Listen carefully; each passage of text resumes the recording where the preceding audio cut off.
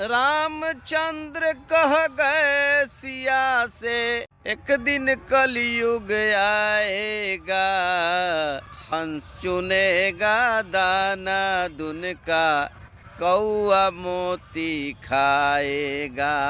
हे जीरे भरोसा फाटक बाबा गोड़ लगता जी।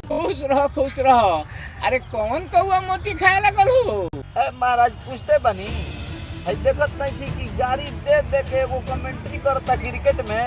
हाँ। एगो अतना करियौलस अच्छा, देश के मैं नंबर 1 चैनल ओकर इंटरव्यू लेता रे, हमनी के वीडियो बड़ा बना के बुझी की बुढ़ा के लिया।